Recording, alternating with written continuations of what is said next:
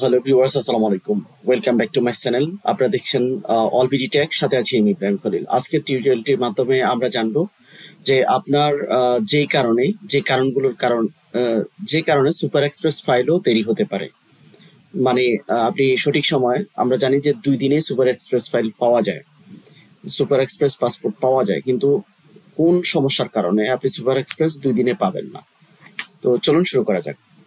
তো এটার জন্য নাম্বার ওয়ান বিষয় হচ্ছে, যেমন আমি গত সপ্তাহে একটা আবেদন করেছি। এখানে আপনারা দেখতে পাচ্ছেন আবেদনের তারিখ হচ্ছে 3 মার্চ, সরি, আবেদনের তারিখ হচ্ছে 1 মে। 1 মেতে আবেদন করা হয়েছে এবং পরবর্তীতে এটা পাসপোর্ট অলরেডি ইস্যুড, মানে রিসিভ করা হয়েছে। তো আমি একটু মেইলটা দেখাই আপনাদের কতদিন লেগেছে। এখানে দেখতে পাচ্ছেন, এখানে তারিখ দেখতে পাচ্ছেন যে এই যে your registration of E passport application was successfully submitted. তো এটা হচ্ছিল মের 1 তারিখ 7টা 30। ঠিক আছে, এটা হচ্ছে ফার্স্ট মেইল। আমি সেকেন্ড মেইলটা একটু দেখাই। এখানে বলছে যে your passport enrolment form has been successfully completed. এনরোলমেন্টটা কমপ্লিট হয়েছে কয় তারিখে দেখতে পাচ্ছেন? Sunday, May 5। তো আমি সাবমিট করেছি কি বারে? সাবমিট করা হয়েছে বুধবারে, দেখতে পাচ্ছেন।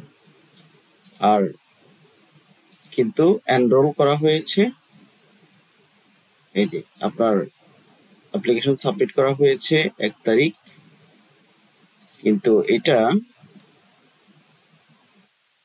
এই যে এনরোলমেন্ট কমপ্লিট হয়েছে 5 তারিখ, দেখতে পাচ্ছেন। তারপরে তৃতীয় ইমেল হচ্ছে, এখানে দেখতে পাচ্ছেন যে your new passport is ready for collections. এটা আসছে কয় তারিখে? মের 7 তারিখ। তারপরে ফাইনালি এটা রিসিভ করা হয়েছে কয় তারিখে? দেখতে পাচ্ছেন 8 তারিখে রিসিভ করা হয়েছে। তার মানে কতদিন লেগেছে দেখতে পাচ্ছেন। স্বাভাবিকভাবে আমরা যখন একটা ই পাসপোর্ট সুপার এক্সপ্রেস আবেদন করি, সেটা 2 দিনে হওয়ার কথা, কিন্তু সেটা 2 দিনে হয় নাই। সাবমিট করা হয়েছে অ্যাপ্লিকেশন 1 তারিখে, এনরোলমেন্ট ছবি ফিঙ্গার দেওয়া হয়েছে 2 তারিখে, কিন্তু এটা এনরোলমেন্ট কমপ্লিট হয়েছে 5 তারিখ। তো এরপরও এটা প্রিন্টে যায় নাই, এটা আরেকটু সময় লেগেছে। তার মানে প্রায় টোটাল এখানে 4-5 দিন সময় লেগেছে। তো এটা কারণটা কি আমি একটু দেখাই। এখানে আমরা যখন আবেদন করি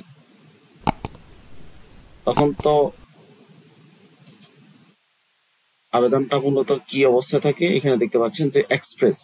কারণ সুপার এক্সপ্রেস আবেদন কিন্তু করা যায় না, কারণ কোনো অপশন নাই সুপার এক্সপ্রেস আবেদন করার। আপনি এক্সপ্রেস আবেদন করবেন, করার পরে আপনি ব্যাংক ড্রাফটটা কাটবেন কি সুপার এক্সপ্রেস।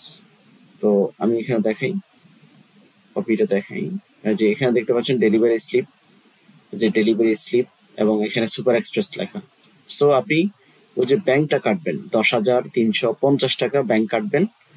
তো আমার এটা মূলত কেন লেট হয়েছে আপনি এখানে দেখতে পাচ্ছেন ডেলিভারির উপরে লেখা আছে লস্ট। আপনার কখনো যদি লস্ট ফাইল হয়, সেটা লস্ট সার্কুলার যদি সময় মতো আপনি জমা না দেন, অথবা এই কাজগুলো লস্ট সার্কুলার না করা হয় সময় মতো, তাহলে আপনার বই পেতে, সুপার এক্সপ্রেস পেতেও দেরি হবে। আশা করি বুঝতে পেরেছেন। পাসপোর্ট রিলেটেড অসংখ্য ভিডিও রয়েছে আমার চ্যানেলে, আপনি চাইলে প্লে লিস্টে গিয়ে চেক করতে পারেন। পাসপোর্ট রিলেটেড যে কোনো query, NID, visa processing, BMET related যে কোনো কোয়েরির জন্য আপনি কমেন্টস করে জানাতে পারেন।